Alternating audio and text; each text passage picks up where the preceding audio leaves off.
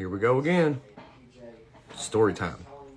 So I've been asked to tell you guys how I got let go from Amazon years ago. And it's an embarrassing story, but I think it's a good one.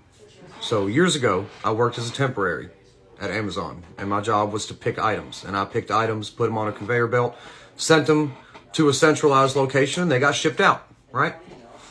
So one night I go into work, normal night like any other, and for whatever reason, my gun kept sending me to what we call the forbidden section, which is where they keep the, the sex toys and things like that.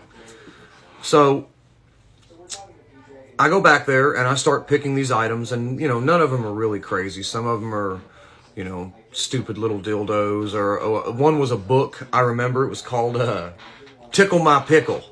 And it always made me laugh because it was just some woman in lipstick, like licking on a little pickle. But anyway, I get to the very back of this section for the last item of that order. And the last item of that order is a dick the size of a fire extinguisher. I know because I opened the package to check this motherfucker out. Because the only thing that this particular thing could have been used for was home defense. There's absolutely no way on God's green earth that dick was going inside of somebody.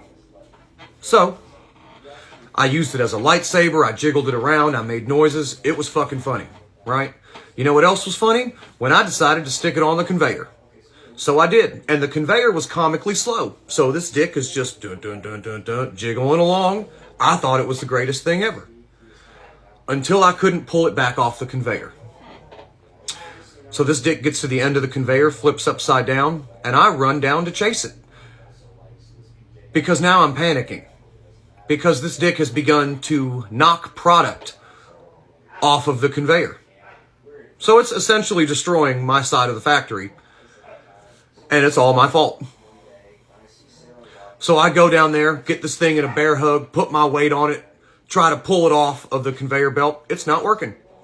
Just about then, I hear somebody clear their throat behind me. I turn around and look. Sure enough, somebody had seen me. Now, the suction cup on it was also a twisty.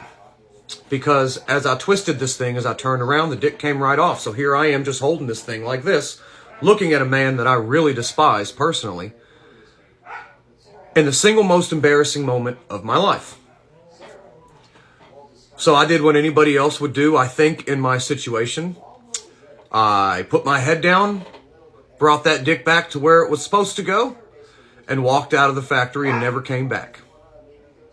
And that's how that happened.